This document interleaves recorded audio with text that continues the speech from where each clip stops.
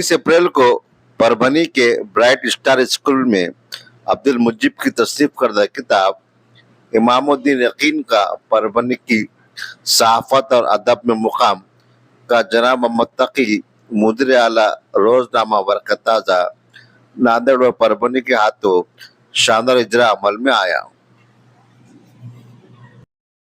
इस तकरीब इजरा की सदारत जनाब मोहम्मद गौस साबिका principal doctor Zakir Hussain junior college Parbhani ने की।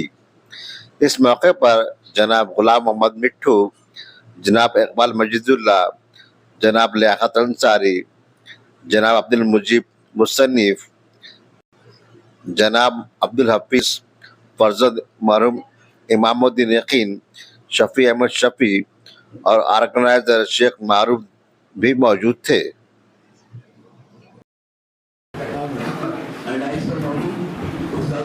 जनाब शफी अहमद शफी साहब के सरकार के लिए मैं जनाब शेख मारूफ साहब को आवाज़ देता हूँ।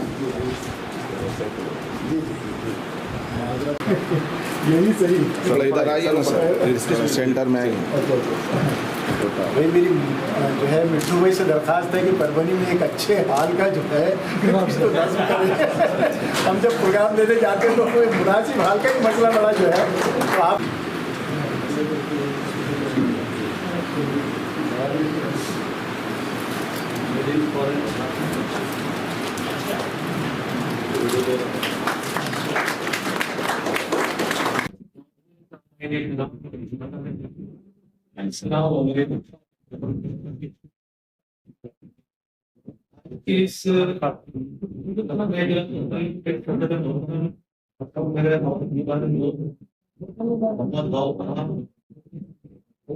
इस स्टेज पर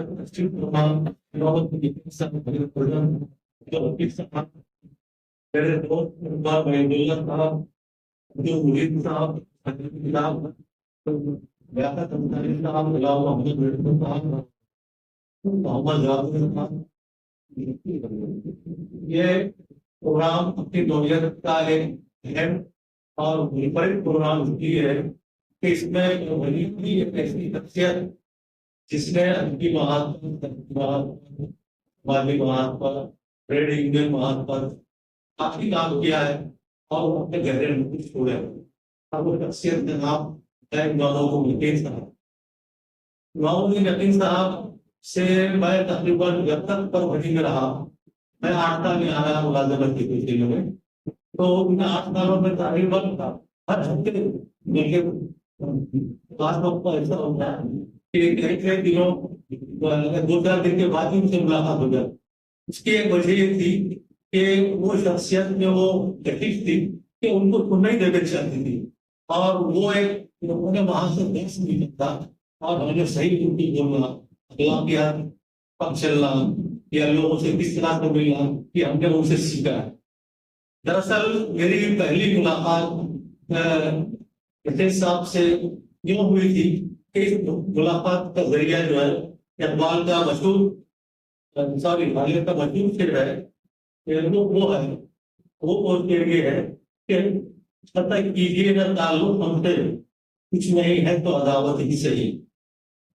आप लोग मुझसे बहुत से लोग वाकिफ हो गए कि 1936 की बात है, रशीद इंजीनियर साहब जो थे और तालीमी बाजार में काफी काम कर रहे थे, उनको वो मुलाजिम भी थे इसके इंजीनियर के ओहदे पर उनको तरक्की भी थी। तो उस सिलसिले में शहर में तहरीर प्रोग्राम हुआ। एक program Zakir Hussain high school में भी रखा गया था क्योंकि मैं वहाँ पढ़ाता था, इसलिए मैं भी वहाँ मौजूद था। तो पहली मरतबा मैंने उनको वहाँ पर तकरीर करते हुए सुनी और वो भी रशीद साहब के प्रोग्राम में, जबकि ये बात जो मालूम थी कि उन दोनों में नजरियाती इख्तिलाफात हुआ करते थे, लेकिन रशीद साहब का बड़ापन ये कि उन्होंने यकीन साहब को अपने प्रोग्राम में बुलाया और यकीन साहब का भी ये बड़ापन कि वो आए और रशीद साहब को ये उन्होंने बहुत ही उम्दा तकरीर की और उसी तकरीर में ये शेयर कर रहा था कीजिए ताल्लुक हमसे, कुछ नहीं है तो अदावत कुछ रशीद साहब की तरफ। और ये शेयर मुझे बहुत पसंद आया। गालिब का शेयर है, गालिब को बहुत बड़ा शेयर और रफीक साहब अभी शनाख्त रहे हैं, इकबाल शनाख्त रहे हैं, तो ये आदमी मैंने तो हमले अपने मैंने जब भी स्ट्राइक किया मेरे बहुत खास आदमी है और इसे मिलके रहना चाहिए और इनके अपने भी काम करिए। तो चुनाव उसके बाद के सिलसिले चल पड़े। फिर यहाँ पर हमारा एक टीम राइटर्स का बन गया था, वो कोई रजिस्टर वगैरह नहीं था, उनको भी मीडिया बना लिया था, जिसमें इब्राहिम अख्तर साहब अफसर निगाह और आपके गवर्नमेंट मीडिया साहब यहाँ मौजूद है बैठे और कॉमरेड आजम सईद आजम नाम। तो हम लोग और वो एक तरह से ये सारे लोग जगदीश साहब के सामने यादों में अदब तय करते थे कि वह गवाह हो इसका, और उनके सामने बैठकर वो जो बोलते थे वो सुनते जाते थे और उनसे जो है गुफ्तगू करते थे। तो उनकी संवादों में बैठने की वजह से कई फायदे हमको हो गए। और यकीन साहब वो खुद एक शख्सियत, बड़ी शख्सियत थी। हम देखते हैं कि किसी शख्स के अंदर एक बड़ा अजीब होता है, किसी शख्स के अंदर कोई बड़ा स्टाइल होता है, तो किसी के लिए बहुत बड़ा सियासी लीडर होता है। ठीक है, ये शख्सियत अपनी जगह बड़ी है, लेकिन यकीन साहब वो शख्सियत थी जो शख्सियत सास शख्सियत कहलाई जाती है कि जिन्होंने कई लोगों को जो है कि एक बड़ा आदमी बनाया है या उनको एक अच्छा इंसान बनाया है। तो ये वो शख्सियत थी इसलिए हम बहुत बदल होते।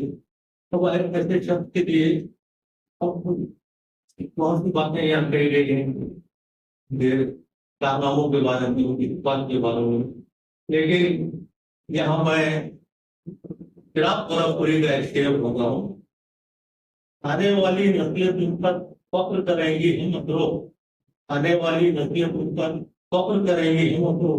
जब ये ध्यान आएगा उनको तूने फिराक को देखा था, मैं फिराक की रूह से माजरत के साथ एक लफ्ज का तब्दीली कर रहा हूँ।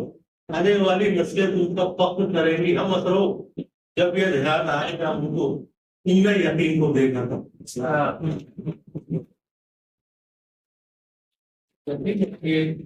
मैं बड़ा कुछ क्या मेरे साथ जो रहे हैं और साथ के हल्के में थे कि सब लोग बात कर बड़ा कुछ नसीब है और क्या हमने उनको खुदा और मुझे जो है एक के साथ हासिल ये वो शख्स थी इसके लिए जो है। और ऐसी शख्सियतें बहुत कम पैदा होती हैं।